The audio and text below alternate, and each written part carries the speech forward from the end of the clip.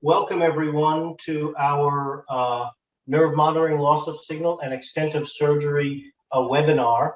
We have a wonderful program for you here, and Brendan and I and Betty welcome you to one of the endocrine section webinars.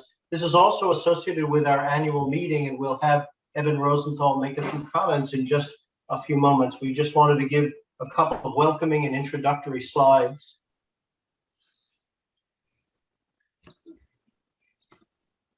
First, some of you that are registered may not be members of the Head and Neck Society, and even those that are, just a brief introduction of the size of the American Head and Neck Society. Nearly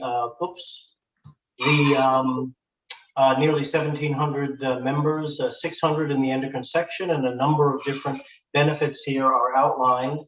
You can apply by this link here. And Betty also can give you, she'll be giving you a follow-up email for CME, and can also give you additional information in that regards for joining the American Head and Neck Society. CME is obtained through this webinar, and a link will be sent to you after you've registered for the CME. One CME credit is available. These are the disclosures for our speakers today, and we really have a wonderful, agenda here. We have the discussants for today's cases are Marika Russell of USC, University of California, San Francisco, and Joe Scharf, really renowned head and neck surgeons and endocrine surgeons. And then we have a number of different cases that will present different subtypes of neural monitoring information, including loss of signal that Ayaka Iwata will present, a segmental injury that Che-Wei Wu will present, and the issue of transient loss of signal with Dr. Whitney Liddy. And then we'll have question and answer that Brendan and I will negotiate through the Q&A function. We have an upcoming webinar which will relate to parathyroid autofluorescence coming up at end of June. And I will now turn it over to Dr. Iwata to present her first, first I want to introduce Evan to give his welcoming comments. Evan? Yeah, thanks, Greg. Greg and Brendan, Joe, thank you guys so much for pulling this together. I have to say that the endocrine section really highlights the very best ways that committees can really make a difference, and divisions and sections can make a division on how we perform education as a society. So, and I just wanted to let everybody know that the meeting, which is going to be on Central Time, all the times listed are on Central Time, is going to take place coming up at the end of July, and this is the last of the kind of webinars that we're going to do. We're actually going to continue them next year. We're excited to have everybody come, and the meeting, as you know, has been planned now for a couple of years and really is an outstanding opportunity for the ability to hear this kind of discussion, just as Greg has put together here, that there's a really great opportunity to hear cases and discussion. It's going to be very discussion based. We're trying to stay away from lectures, particularly in the Zoom format. So anyway, and also I did want to say that in 2023, we are currently looking at Montreal as an opportunity for the next HNS meeting in 2023. So anyway, thank you very much. I just want to say that and look forward to the talks. Thanks. Evan, thank you very much for your leadership in general in the Head and Neck Society, and especially as it relates to our important annual and international meetings. It's been a difficult landscape with everything that's been going on, and your commitment to our education is really inspiring. We'll move forward now with, I'll stop sharing, and I think we'll start with our first case. Ayaka, you want to go ahead and present your case? Yes. 1 second. All right. Everyone can see my slides, I hope. Perfect. Okay, so hi, my name is Ayaka Iwata, and I will be presenting our first case. Today, the case is highlighting a global loss of signal, which will be the main part of the case. And then I'll discuss a few brief points about the external branch of the superior laryngeal nerve as well. Oops, sorry, I can't go forward. Here we go. So this is a 34-year-old female, moderately sized right-sided goiter who's taken to the operating room for a right hemithyroidectomy. Her pre-operative workup included a standard laryngeal exam, confirmed bilateral vocal cord motion, an ultrasound that showed the largest nodule to be 5 centimeters, the FNA was benign, and then a CT that showed the extent of the goiter and did not extend substernally. We intubated with a neuromonitoring endotracheal tube, and we set up for an intermittent nerve monitoring, and we start the case. So once we elevate the strap muscles off the thyroid on the right side, we are able to access the carotid sheath. The vagus nerve is stimulated to confirm the overall system function, which showed a satisfactory EMG response at 800 with the stimulator probe set at 2, which is shown here on the monitor. The inferior pool is first dissected, and that's where we identify the recurrent laryngeal nerve, and this stimulates to 1700. A laryngeal twitch is present with stimulation, and after this, we work on the superior pool, and the superior pool is dissected. Now that the inferior and superior pools are dissected, we proceed to retract the gland anteriorly and medially. The thyroid and larynx are rotated as the recurrent laryngeal nerve is being dissected distally towards its laryngeal entry point, and there is upward bowing of the nerve at the ligament berry from the retraction. Okay, now let me just ask one question there. So you've got all baseline normative data from preoperative laryngeal exam to initial vagal stimulation and initial RLN stimulation. And so it looks like you've set up everything well. One of the most difficult things is initial setup is endotracheal tube position. So Marika, what can you say about what tricks or rules do you follow in order to obtain the quality of equipment setup that Dr. Iwata has gotten? What do you do to make sure the tube is in good position? Yeah, so that's a great question, because the setup is really key in terms of getting normative data from the start. One of the biggest issues is the positioning of the endotracheal tube, whether it's too far in, too far out, or rotated. I use the Trivantage tube, and I find even when it's placed with the leads going in on each side, it tends to have a sort of a memory to it, and it tends to rotate. I typically work pretty closely with the anesthesiologist up front. I let them know my plan, my expectations.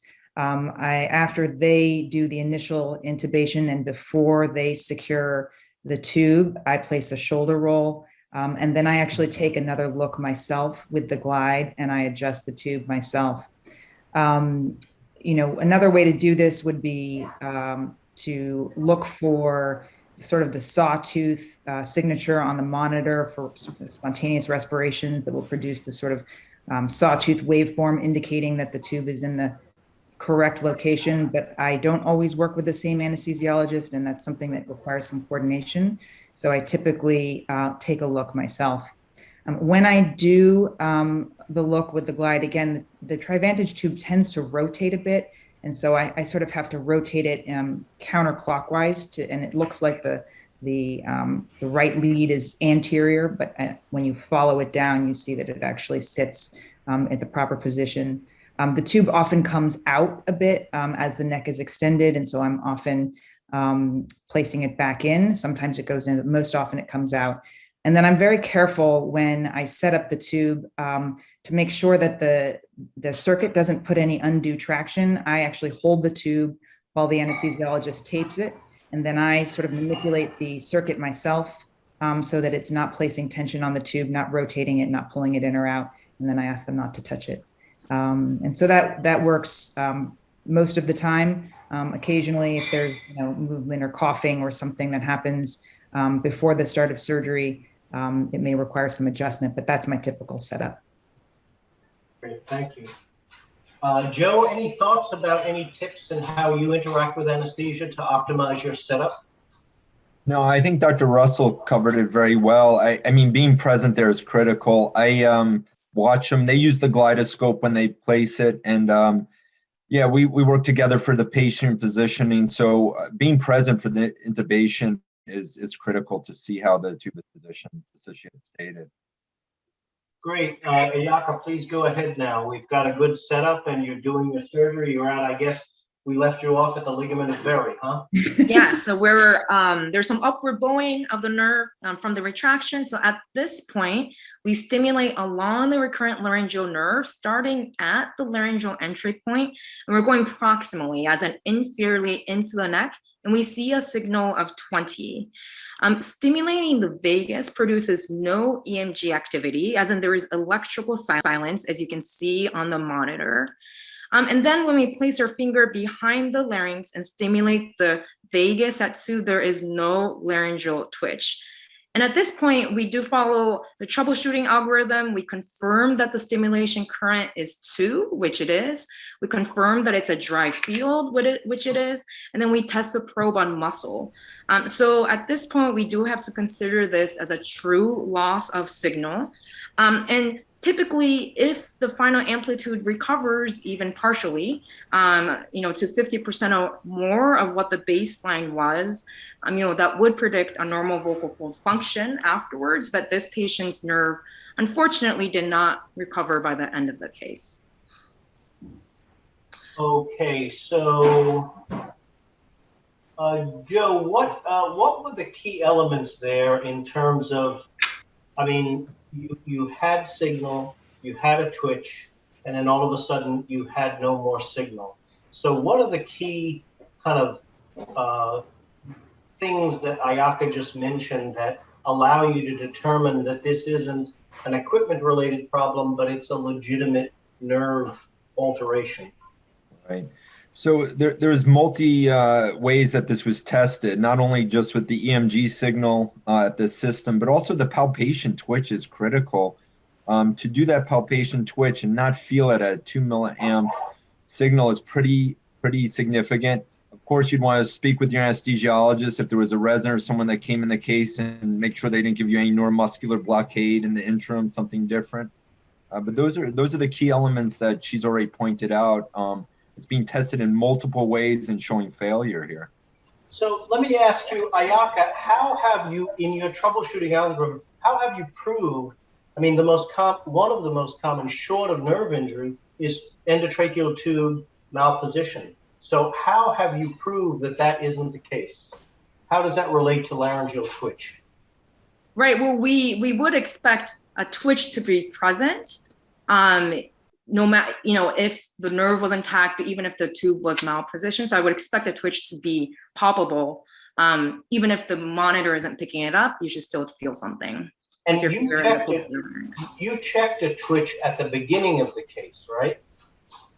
Correct, and that was intact. Yep. Right. So that's a pretty critical point there. Marika, what about that idea of, you can only lose something if you had it to begin with? She checked the twitch at the beginning. A lot more difficult, I imagine, to sort out loss of twitch when you didn't check it in the first place, huh? Yeah, certainly. So yeah, you want to be able to palpate that at the initial onset when you do your first stimulation of the vagus. That will tell you that the whole system is in working order. And as you sort of have alluded to, there's the issue of a potential stimulation side problem, and she sorted that out through testing it on muscle. If she didn't have a twitch and she was, wondering maybe there was perhaps a stimulation side issue, she could go to the vagus on the other side and stimulate there. And if she got a signal, then that would indicate there was a true injury. The fact that there's no twitch suggests that it really is she had it, she lost it, suggests that there is a true injury there. Now, Ayaka, we got a question in the Q&A about can repeated 2 milliamp stimulation cause nerve fatigue? What can you tell us about that? Yeah, that's a great question. I don't. The good thing is that from experience and from literature, I don't think it's been shown to cause fatigue of the recurrent laryngeal nerve. Dr. Randolph, I don't know if you have any further comments. Yeah, I think you stated it well. I personally, I mean, in some of our studies on continuous monitoring and repetitive stimulation, we've stimulated some nerves, over 2,000 times. The waveform depolarization of the vocal cord with that level of stimulation, 1 or 2 milliamps, is similar to what our vocal cords are doing now during phonation. So this is a physiologic level stimulation. The big issue. Yes, please, Joe. One issue I comment on is the frequency of the stimulator is important. So anything over 30 hertz becomes an issue, but none of the commercially available stimulators go to that frequency. So it's not the amplitude, but the frequency of the stimulator that could be problematic. But all the stimulators we use don't go over 30 hertz. So these are 1 or 2 milliamps pulsatile stimulation, like 100 millisecond pulsatile stimulation. With that level of stimulation, there is clear-cut safety. Ayaka, why don't you go ahead with the rest of your case then? Okay, perfect. So this is a case of, again, global loss of signal. So just to define it, the loss of signal can only be interpreted if the initial signal was good and robust initially, which the International Neuromonitoring Group recommends this be an initial waveform of an amplitude of 500 or greater, stimulation current of 1 to 2, like we discussed, along with a good laryngeal twitch at the beginning of surgery. And if from this satisfactory signal, the signal degrades to less than 100 with a good level of stimulation, and then there's no laryngeal twitch, then the surgeon should consider this as a true loss of signal. Nerve injury has occurred, and this has been shown to be highly associated with a subsequent vocal cord paralysis. Attempts should then be made to identify the site of injury, and you're stimulating from distal at the laryngeal nerve entry point to proximal, serially testing the entire segment of the nerve that has been dissected. And if all the segments, as in the entire recurrent laryngeal nerve and vagus, are non-conductive, this implies a more global injury with an intralaryngeal focus. And this has been termed a type 2 recurrent laryngeal nerve injury or a global injury. So Dr. Rick Schneider and colleagues a few years ago prospectively studied 115 patients with definitive loss of signal in an international multi-center study, comparing the recovery of vocal fold function after either segmental loss, which will be discussed further in one of the following cases, or after a global loss of signal. And they found that on the second post-operative day here, the rates of vocal fold palsy, they were much higher after a segmental loss at 95% compared to a global loss of signal at almost 70% of patients. And then for the 6 months afterwards, the vocal fold palsy rates were still lower after the global loss of signal than after segmental loss, basically halving every 2 months. And after 6 months, the vocal fold palsy rates were still lower after a global loss of signal than after the segmental loss, mostly due to its lower rate of complete vocal fold palsy. And this is one of the, I would say, the notable differences between the two types of nerve injury. So global, the whole shooting match goes down for some unclear reason, and segmental is there's a lesion along the nerve, and distal stimulates, proximal doesn't. And it looks like they have different prognostic kind of portfolios in that regard, both being loss of signal, but different prognostically. Marika, would you comment on type 1 versus type 2? Yeah, so as Ayaka nicely spelled out, these do have differing prognostic significance. So the type 1 is thought to be a more severe injury, a more acutely occurring injury. I think Schneider and colleagues showed with continuous nerve monitoring that the loss of signal happens over a much shorter period of time with a segmental type injury than with a global loss, which occurs over a longer, relatively longer period, and may allow opportunity for correction of the surgical maneuver, which is causing it. And the prognostic significance is that the type 1 injuries are associated with a greater or higher likelihood of early postoperative vocal fold palsy and take longer to recover actually than the type 2, which are a less severe type, less likely to present than type 1 with early postoperative vocal fold palsy and recover earlier over time. Thank you. Ayaka, why don't you go ahead and complete that last piece of your presentation? Thank you. Yeah, I'll finish up here. So I'd like to briefly talk about dissecting the external branch of the superior laryngeal nerve. So for this patient, to facilitate the superior pole dissection, the sternothyroid muscle is partially incised, and jaw space, or the sternothyroid laryngeal triangle, is dissected, and that's where the EBSLN approaches the larynx. We stimulate the nerve and we can see the cricothyroid muscle contraction. And once we find the nerve is kept under direct vision during the superior pole dissection and preserved. So my colleagues and I recently took a look at the surgical anatomy of patients prospectively whose EBSLN was injured during the superior pole dissection compared to those who didn't. And all of those who were injured had an EBSLN that crossed under the upper thyroid pole, or Cerner type 2B. And they also had a greater distance on average from the nerve to the laryngeal insertion of the sternothyroid muscle, which we term the S distance here. And we also found that patients whose EBSLN post-dissection amplitudes, or which we termed S2, if that decreased by more than 50%, when we measured it by the more sensitive cricothyroid needle electrodes, they had worse absolute postoperative voice outcomes and changes in voice scores. And so this intuitively makes sense, but it was one of the first studies that was able to correlate EBSLN electrophysiologic parameters with voice outcomes. And that concludes my case. Thank you so much. Great, thank you so much. Well, I'd like to now introduce Dr. Chae-Wee Wu, who wins the Distance Award for all of our faculty today, being in Taiwan.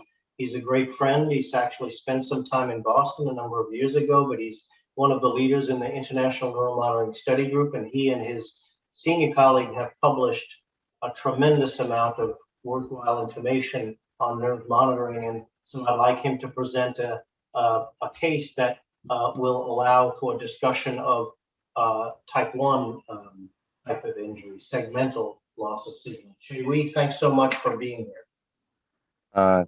Thanks, Greg, and the Society for inviting me to present the case in this meeting. I will show you an interesting case of nerve monitoring with segmental loss of signal. Okay, so this is a 56-year-old female. She presented with a left neck mass noted for 1 month. The neck examination showed the thyroid mass is hard and fixed, about 2 centimeters, without enlarged lymph nodes. So in the clinic, I firstly checked the laryngeal fibroscopy and noted that the patient had the left side vocal cord palsy. I also arranged the ultrasound fine needle aspiration and the CT scan, and the report showed the region is ear-defined, calcified, and the cytology shows it's a papillary thyroid carcinoma. So this is a clinical T4AN0 case, and my treatment plan is surgery with radioactive iodine ablation. So the patient, because the patient have the left side vocal cord palsy, so I have informed her if bilateral vocal palsy occur, she may need a tracheotomy. So during the surgery, I use neuromonitoring and decided to start by the healthy right side first. This is because in case of loss of signal occurred, I think we can have more time wait for the possible recovery before finishing the left difficult side. So here we can see the right side pre-dissection R1 is about 1800 microvolts. However, during the nerve dissection under medial retraction, we noted that the EMG decreased to only 500 microvolts. So I stopped the retraction, and by 2 minutes later, we noted that the EMG recovery to 850. And luckily, by 4 minutes, the EMG recovery to 930. And by 55 minutes later, the EMG recovery to 1100, only 36% loss. So I realized that the partial EMG loss is likely due to the traction stress on the nerve during the medial retraction. Therefore, I restarted the dissection with less medial but more upward traction. However, the loss of signal still occurred during the final dissection of the ligament of Bailey, and I confirmed that this is a type 1 segmental lesion because there is a signal loss point with normal EMG dystole. The nerve is visually intact, but have some radius change. So the mechanism is likely due to the repeat ligament of Bailey compression and the membrane trauma. So I gave the patient IV steroid and complete the right side dissection.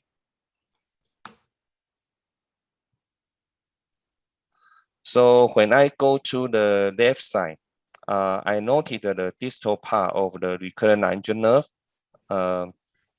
is adhered to the tumor. I lowered the threshold to 50 microvolts and noted that there's a very weak EMG signal. So I decided not to cut the nerve and only perform the nerve shaving to And this remove was, the tumor. Chae-Wee, this was the side of the preoperative paralysis. Yeah, yes. Yes, So, but and there was yeah. nonetheless, even though there was preoperative paralysis, you had a waveform of 67, yes. right? And so you tried to save the nerve because of that. Yeah, I think I see the tumor not totally encased, only adhered to the adhered to the nerve. So I try to preserve some nerve fiber, but after the dissection, the complete loss of signal still occurred. So I completed the radical thyroidectomy with the central neck dissection. Then when I go back to recheck the right side, it's about 14 minutes later. It's lucky that I find the right side final proximal EMG show a good recovery to 1100 microvolts. So there's only 40% EMG loss. And the patient was successfully extubated without airway problem. So the final pathology show this is a well-differentiated papillary thyroid carcinoma. And the nerve shaving tissue show carcinoma involved. The tumor have extrathyroid extension and the lymphovascular invasion. The lymph node is free. By the second day, the laryngeal examination show the right side vocal cord is movable. But there is no change of the left side vocal palsy. So I arranged speech therapy for the patient, and she was discharged by the third day after the operation. And by 1 year follow-up, the vocal palsy, left side vocal palsy didn't improve. But the patient is asymptomatic, and the vocal cord shows no atrophy. The patient received the radioactive iodine, and there is no local regional mates, no distal mates. She keep follow-up, and there is no evidence of disease for 5 years. Yeah, this is really wonderful. Please go ahead. Very interesting case, a lot of interesting points. Okay, so in summary, for the management of neuromonitoring with true loss of signal, I recommend this paper published in 2008, which suggests that the first thing we should do is to map the region and elucidate the possible mechanism. For example, we can map the exposed recurrent laryngeal nerve from proximal to distal to identify the injury area with signal loss or weak. If there is no injury point, we define it's a global region. And if there is an injury point, we define it's a segmental region.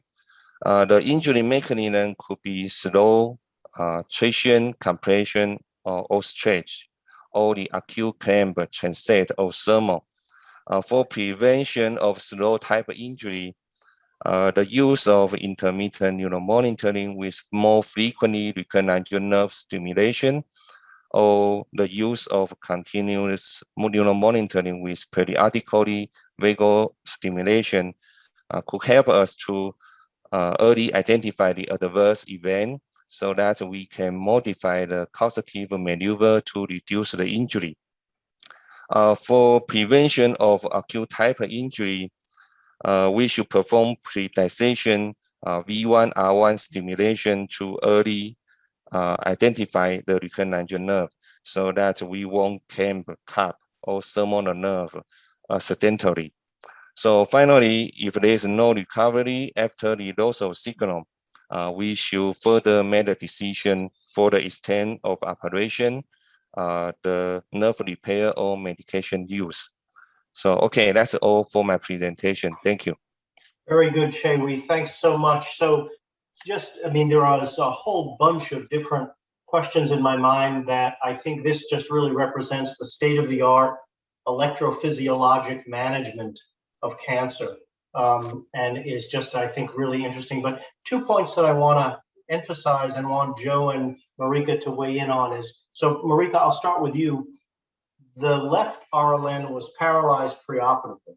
There was no function on preoperative laryngeal exam. And yet when he started on the left side and stimulated the proximal RLN, below the level of invasion, he got, not a big waveform. It was clearly abnormal, but he got a legitimate waveform. What can you tell us about that? Is that expected? Is it unusual?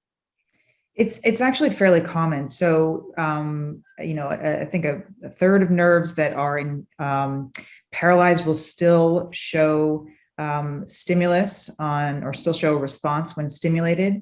And it suggests that there's still some neural tone that's traversing along the nerve.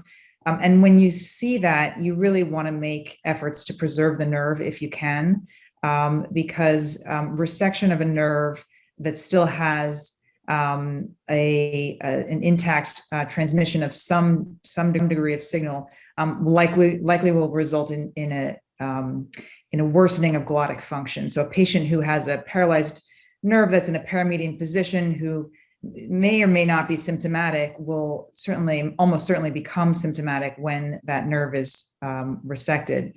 I think so that's very interesting, and really that the finding of electrophysiologic function in the nerve, albeit less than normal, and then that lending you towards trying to preserve the nerve, that's really along the same philosophical thought process of having normal preoperative function. And then with that, you endeavor towards trying to manage the tumor with nerve preservation. If there's function, I mean, obviously, if you don't want to leave tumor behind, but if there's function, whether preoperative laryngeal or intraoperative proximal EMG, a tendency towards nerve preservation is put in place, as Chae-Wee emphasized here very nicely. And then, Joe, one other point that I think is really interesting is that he started on the good side rather than the bad side. Normally, you want to jump to where the business is, and I think it's very intelligent management, because he actually explained the reasoning. He had 40 minutes worth of recovery rather than leaving that nerve right before the patient goes to the recovery room. But what can you talk about that kind of how you manage a patient who needs bilateral surgery, who comes in to your office with unilateral cord paralysis, ipsilateral. Yeah, that was a very intelligent decision, and I think this is an amazing case. The way the waveforms were documented is incredible. Usually, you would never be testing a nerve every 1 minute at a time on that right side, but he knew he had a solitary nerve, so he almost transformed an intermittent technique into a continuous technique. And by doing that and seeing that traction causing the nerve to lose signal, he changed his surgical maneuver. So instead of having an intermittent technique, he went to almost a continuous technique. And he showed right there in the EMGs, 9 o'clock, 9:02, 9:04. No one's ever testing a nerve that frequently unless it was a solitary nerve that you're worried about. And he's seen that loss of But he signal. derived benefit. He derived benefit from that because Right. he found the signal going down, and you said, Exactly. you heard him, he said he released traction, Yeah. and then 2 minutes later, it's back up Right. again. I mean, that's amazing. So he took an intermittent technique and made it almost a continuous technique strategy so that he could change his technique for the patient so that he wasn't getting that progressive loss of signal, not knowing it, but was seeing what was happening in real time. And then doing it on the side, as you've already stated, was nice because that gave further recovery time for that side. Very good. So a case of segmental transient injury, but also information about a cord that was preoperatively out from invasive cancer. Also, very, very interesting, Chewy. Thank you so much. If anyone Thank you. has, I put a note in the Q&A, but questions in the chat or Q&A, we're happy to answer them. We have I think another question that related to nimodipine. Do you use nimodipine perioperatively, Marika, if you have a cord paralysis? I don't know that there's good evidence for its benefit, so I haven't used it. Okay, well, I guess we should move on now. Last but not least, we have Dr. Whitney Liddy here, and she will be giving her presentation, which will look at loss of signal and some issues about recovery. Thanks, Dr. Radoff. And I think Chewy and Ayaka pointed out some things that I'll point out in my case, but I think it'll be good review. So let's see. All right, so this patient was a 72-year-old man with a history of cervical radiculopathy who presented to me with a right 7.6 centimeter thyroid nodule, had a previous benign biopsy. This is just an ultrasound view, longitudinal view of that dominant solid nodule in the right lobe. Given the size, it was slowly growing over time, and some anterior neck pressure that he was complaining of, recommendation was made for a right hemithyroidectomy. His preoperative vocal cord evaluation with laryngoscopy showed normal mobility bilaterally, and it did show some leftward laryngotracheal deviation. And so the case really proceeded in a standard fashion. The straps were elevated off of the right lobe. Identification of the carotid sheath was performed laterally, and the vagus nerve, or that pre-dissection V1 vagal stimulation, was performed with a good amplitude over 500 microvolts. There was presence of a laryngeal twitch at that point. And so the nerve monitoring system was noted to be intact. I wanted to make one comment. When I work with a handful of anesthesiologists regularly, and so I've talked with all of them, and they are comfortable with me placing a shoulder roll before intubation. And so we place the shoulder roll before intubation, use a glide scope so that we just do one placement of the tube. As Marika said, that I use the Trivantage tube. It always wants to rotate clockwise, and so we're always kind of moving it back counterclockwise. But then we can confirm positioning in that final extended neck position so that we're not having to recheck. And then I'm always there, and we tape it right there together. So that was done. The system was intact. Can I ask you, Whitney, just this divergence of amplitudes at the beginning, pre-dissection, you had vagus stimulating at about 500 with the same 2 milliamps, and then you stimulated the RLN and got over 1,000. Is that a common pattern? Is that kind of what you'd expect? Yeah, so the RLN amplitudes are expected to be much bigger just because of their distal location by the vocal cords. And our V1 was actually closer to around 1,000. I think I was just pointing out that it's over where we're supposed to see it, right, according to the guidelines, but that's a good point. So in other words, you need a certain nascent V1, R1 level above which you're comfortable doing the case and can perceive loss, but below which it's not cool. Absolutely. Exactly. So just continuing on, you know, we took down some blood vessels and fascial attachments superficially in the inferior lobe. And at that point did find the right recurrent laryngeal nerve visually, and then stimulated that R1 pre-dissection waveform with a nice amplitude that was a little over 1100 microvolts. So then we proceeded to taking down the superior pole. And once that was freed up, we did then deliver that right thyroid lobe up and over the trachea. And I stimulated the RLN probably about a minute or so after that maneuver. And at that point, we were not getting a signal. So could not see a waveform when we stimulated the RLN. I went to the vagus at that point on the right side, stimulated, and did not get a signal either. So now, as Ayaka and Chewi have demonstrated, the worry is that there's traction there at the ligament of Berry with some knuckling of the nerve. I immediately in that area released what I thought was causing traction on the nerve. And did you see some structural, like the nerve brought up on the side of the trachea? I did, a very limited area, which is why I picked this picture that Chewi showed in his case, but a very limited area where there was a little knuckling of the nerve, which wasn't immediately or readily seen by me until I lifted up that right lobe. So that's immediately what I took down before then taking a step and going through the troubleshooting algorithm that the International Neuromonitoring Study Group proposed in its guidelines back in 2010. And I thought this picture was nice. We all use it, right, when we go through a situation like this. But just to highlight what's already been said, when we were concerned about that loss of signal, that's where I palpated for that posterior cricoarytenoid twitch with stimulation of the vagus and did not get a twitch, whereas we had it beforehand.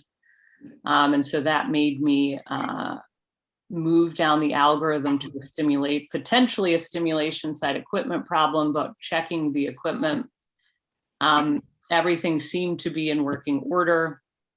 And so I was worried about true loss of signal. I did not go. Let me ask now one question. So you had a nerve, Yeah. which maybe was a little tethered and you released that, Uh-huh. but the nerve all throughout the case was intact. It looked structurally intact. There was no Correct. cut in it. There was no partial division. Visually, the nerve looked normal.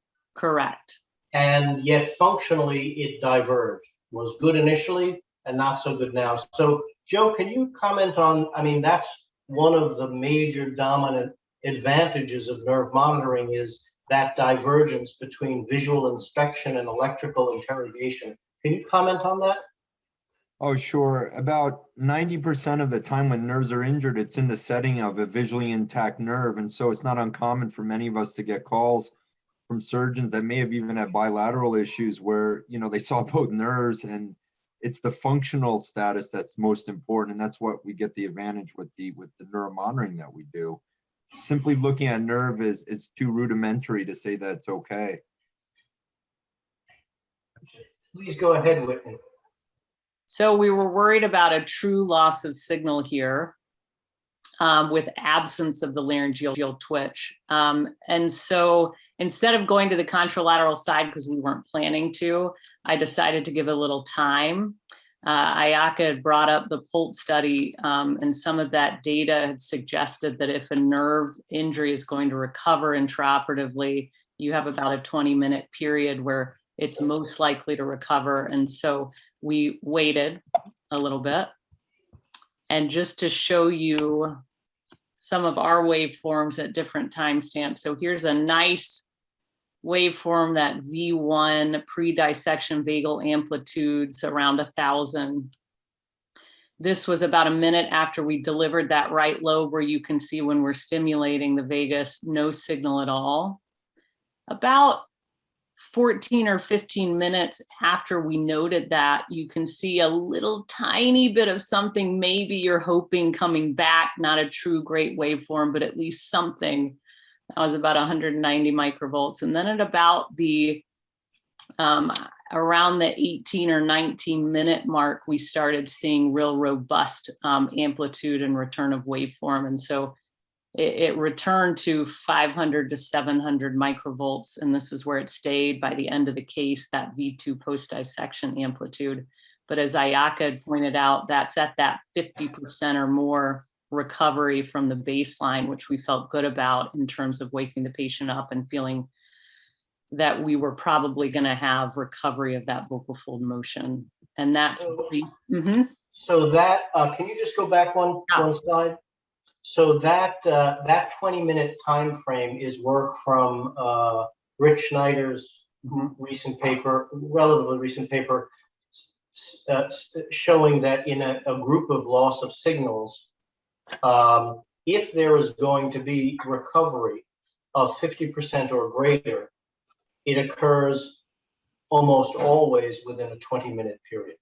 So that's the data. It's a small single center series, but that's the data that empowers us to say, if I stop my maneuver quickly and I think this is a mild neuropraxic injury, I have a reason to think there may be some significant improvement, and I'll know that by 20 minutes. After 20 minutes, if it hasn't happened, then there's no sense waiting more. But one thing I want to emphasize that you mentioned is that you recognize this quickly and you stopped the maneuver associated with the EMG decrement. So Marika, can you mention, I think that's like, if you have this information, then react to the information. That's one of the advantages of continuous monitoring or a very repetitive intermittent stimulation, is that the key thing is you don't just get that information, but the moment, and Che Wee in his case did the same thing, you respond to the information. Whitney, maybe you are the surgeon and maybe you could comment on that. How did that happen? How did you obtain the information with a time frame that allowed you to stop? Because I think this 700 microvolt response is because that nerve was not under stress for very long. You recognized it. So what was the dynamic there? Well, as you have taught me, Dr. Randolph, you know, when you deliver the lobe in a goiter case up and over the trachea, I'm always concerned about what the nerve is doing at the ligament of Berry. So I try to identify the nerve before I deliver that lobe, and then I try to assess function right after delivery to make sure that the nerve is happy. And the nerve was not happy here. And I knew that that was the most likely place where it was not happy. And with quick investigation and trying to relax the tension, we saw that knuckling of the nerve at the ligament of Berry. So we were able to take down those fascial attachments to release that. So Marika, would you comment on that? That kind of, this isn't just data for data's sake. This is something that the surgeon has to be aware of in real time and responsive to. If you're going to get oomph out of nerve monitoring data, you got to listen to it and you got to respond to it. Can you comment on how you do that? Yeah, absolutely. I mean, it's a very dynamic process. And I think, as Whitney alluded to, you have to sort of know the moments when you may be putting the nerve under tension, where you might be causing some traction near Berry's. Delivery of a large goiter over the trachea is one of those instances. The situation that Che Wee described earlier, where you're dissecting along the nerve, it's fully exposed, or at least the course of it is, but you see that it's kind of tethered by the fibers of Berry's ligament. I do the same thing. I go back and I stimulate very frequently. Almost after every little dissection maneuver, I stimulate the nerve because I want to know that what I'm doing is safe. And if it's not, I want to stop. You want to not pull too hard on the lobe as you're rotating it medially, watching carefully for those fibers that may be either strangling the nerve or compressing it. But the information that you get while you're doing those maneuvers is critical to understanding the impact of those maneuvers. And so you have to be interacting with the monitoring system as part of your sort of your armamentarium of tools and techniques. So we have, I'm sorry, go ahead. No, that's it. Yeah. All of these cases have emphasized how difficult the ligament of Berry is, and I would certainly think that I would agree with that. But is that the only area where this can occur? Maybe, Joe, I can ask you, are there other circumstances where manipulation of the thyroid, delivery of a substernal goiter, and lifting of a large cervical goiter, where the nerve could be similarly significantly stressed, kind of like at the ligament of Berry, but other scenarios that surgeons should be aware of where they may want to repetitively stimulate the nerve to determine what they're doing to the nerve as they're manipulating the thyroid? Sure. You kind of want to, throughout the whole case, get the nerve in a predictable location in the tracheoesophageal groove. So I'm always looking to not just deliver a goiter or pop it out of the neck, but get the nerve and the perithyroidal tissue down into that groove so that the nerve's not going to be stretched over a goiter if you bring it out of the chest. Any of the vessels that come in, whether it's the middle thyroid vein, those kind of vessels can be stressing if you're not, dealing with them carefully. But the ligament of Berry is always the most dangerous area. And you have to listen to the information you're getting. And there was a great quote by the famous UCLA basketball coach, John Wooden, and he used to tell his players to move quickly, but not in a hurry. You don't want to be fast and in a rush there. You want to move kind of quickly in certain areas and precisely to not keep really prolonged tension anywhere on the nerve. If you feel you have to move to a different area to continue the dissection. So, Marika, there's one circumstance I was thinking as Joe was talking about, like if you're doing a revision central neck and you've got a couple of nodes that are kind of stuck to the bed and the nerve is stuck to the bed. And I've noticed that also. I mean, normally the nerve is in an areolar bed and it minds its business and you just keep the thyroid and its vessels away from it and you're good. But some of those nodes, sometimes when you lift them up to deliver them out of their scar, can have also kind of nasty effects on the nerve, I found as well. Can you comment about that kind of either first-time nodal surgery that might be invasive or revision nodal surgery? Yeah, so exactly that. So, I find that in central neck disease where the nerve has been released at Berry's and the nodal disease is not adherent to the nerve, it tolerates a lot more dissection and manipulation.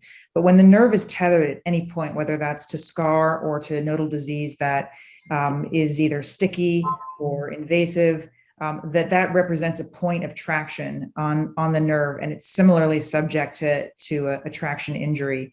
And so repetitive or continuous monitoring at that time point is helpful in terms of identifying the risk that you're placing on the nerve at any given moment with the dissection. But it is challenging. I try to use sharp dissection at those points so that I'm not having to stretch the nerve against a point of tension and minimizing that pull towards any point of adhesion or tumor.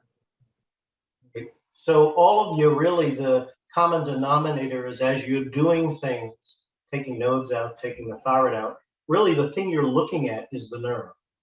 I always tell my residents that, if you want to look at the thyroid, you can look at it on the Mayo stab, but now look at the nerve, So why don't we go ahead and, Whitney, go ahead and finish. Can I ask you also, these graphics that you have are super fine looking graphics. How did you make those? Those are nice, repetitive.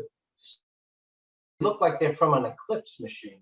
It's possible I had someone else make them for me, but I admit to that.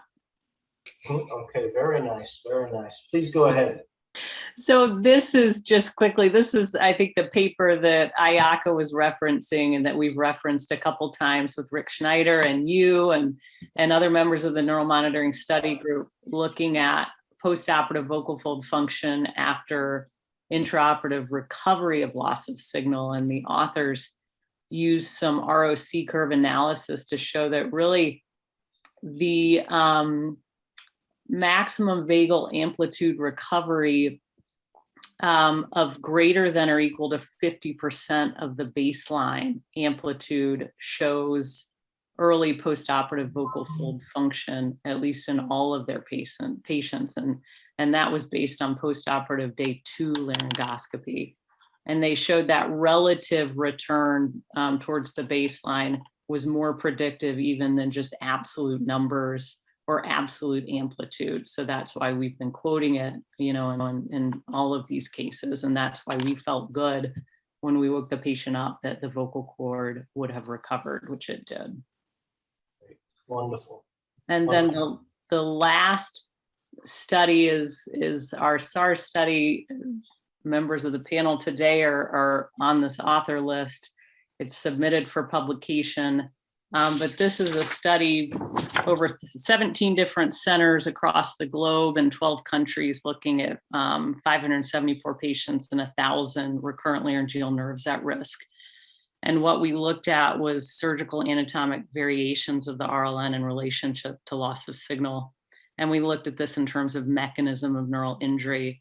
And we found several different risk factors for loss of signal, but one of the big ones was this RLN entrapment at the ligament of Berry. And in our nerve injuries, there were 35 nerve injuries. 46% of these were identified as traction or entrapment at the ligament of Berry. 81% of those showed vocal cord paresis or paralysis postoperatively, and about almost 2/3 of them did show recovery by 12 months. So this just kind of emphasizes what we've all been saying all along, which is that concern at the ligament of Berry in terms of where we're most likely to see loss of signal. So some of this, Whitney, is interesting, and I'll ask Joe that some of that is unexpected, right? Some of it is expected, the ligament of Berry being the trouble spot in a high percentage of nerve injuries, and but only 62% recovered at 12 months. So this is a traction injury at the ligament of Berry, and yet, you know, almost 1/3 did not recover after 12 months. So what can you, I mean, that's a little different than what I had always thought. What do you think about that? I mean, it's classified as an entrapment injury, but there could be a heat cauterization issue there too. You know, there's so many fine little vessels there, and there could be some other multi-mechanisms of injury potentially in those kind of areas. It's hard to quantify a heat injury in that location too. And we did, you know, these were cases submitted by the surgeons in this online data repository, and we asked them when they had a loss of signal to identify the mechanism of injury. A couple of them did put down more than one, but we did ask specifically, do you think this was mechanical? Do you think this was clamping? Was this cautery? Was this traction? If it was traction, where? So we tried to classify that as best as we could. The interesting thing in these traction injuries at the ligament of Berry, most of them were identified as type 1 focal segmental injuries. The minority were identified as type 2 injuries. And, you know, we were talking initially thinking that type 1 are more severe injuries. So that was some of our thinking there, although interestingly enough, the minority, the very small number of type 2 injuries we saw showed worse outcomes in terms of vocal cord paralysis or paresis and recovery. But it's hard to analyze that too much because it was such a small number. We're going to be collecting more data, and hopefully we'll have more information there. There'll be a 5,000 nerve paper coming out. But we should probably close things down by speaking to Dr. Scholes.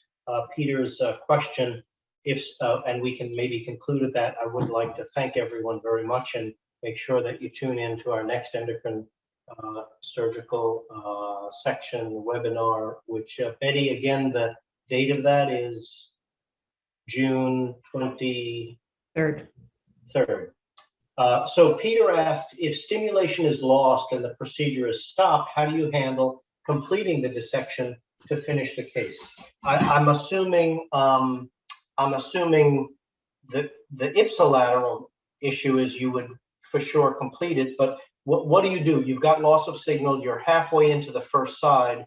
What do? Do you complete that side and then I'll ask you that, Marika, and then Joe, I'll ask you then, what's the procedure for managing timing of completion? So Marika, what do you do? Do you stop completely and leave it just the way it's done, half done, or you to complete that side, or what? Yeah, I would complete the side. I'm wondering if the question is maybe asking, how do you use neuromonitoring information if you no longer have a signal while you're still working on that side? And that's tough. I think you try to be as gentle with the nerve using all of the other cues that you have. But obviously it's a different type of operation, assuming, as in most cases, this is a traction injury at the ligament of Berry. It's going to be harder to monitor the nerve proximal to that. One of the things I think that's important also in that completion dissection that you're recommending is that you determine that the nerve is completely intact up to the entry point. Right. Because then you have loss of signal in the setting of an intact nerve. And that's a significant thing to need to know going forward. But Joe, let's say you have that, you've done what Marika had recommended, that you completed that side, there's loss of signal, then what do you do to determine when and if you go to that second side? Well, as we've already alluded, you could wait the 20 minutes to see if you get the return of signal. If you don't, and it's a true loss of signal, even in the case of a cancer, you may very well want to stage going to the other side. And that's supported with a lot of the guidelines from the Nerve Monitor Study Group, as well as other guidelines, before going and putting both sides at risk in a potential issue of a bilateral injury. And as you've stated in many places to make this safer, that risk to the other side becomes much higher from the issue of maybe the function of the pathology you're dealing with, or just your nervousness or whatever it may be. It might be good to take a step back if you don't get a return signal. Like it probably would be. And then thank you so much. This is really, a great set of cases, a great discussants. Joe and Marika, thank you so much. Ayaka, Whitney, and Che-Wee, thank you so much for your tremendous illustrative cases. There's one last question by an anonymous attendee saying, if you have no loss of signal, but yet there was vocal cord paralysis. So I would just answer quickly that the negative predictive value, that is the maintenance of signal at the end of surgery, negative predictive values are 99% in most modern nerve monitoring. So maintenance of signal means you really should have normal glottic function. If you have no loss of signal, how could you get vocal cord paralysis? There's a couple of ways. You could have a decline in EMG that is not at the 0 point at the time of closure, but it is declining and then is 150 when you stim last time and is 50 in the recovery room, and on day one it's 20. That's one mechanism. Or you can injure the nerve after the last stimulation with a suction or other mechanism like that. So there are some ways that you can subvert the accuracy of monitoring if there are events that occur after the last stimulation. Those would be two quick examples. So again, I want to thank Betty for putting this all together and doing all of her work, CME, disclosures, the slides, keeping us all on track. I want to thank Joe and Marika for their wonderful commentary and giving us the definitive answers, and Whitney, Ayaka, and Che-Wee, incredibly illustrative cases. Thank you so much. And I guess with that, Brendan and I will sign off then. Thank you, everyone, again for your work. Thank you. Great job, everybody. Thanks.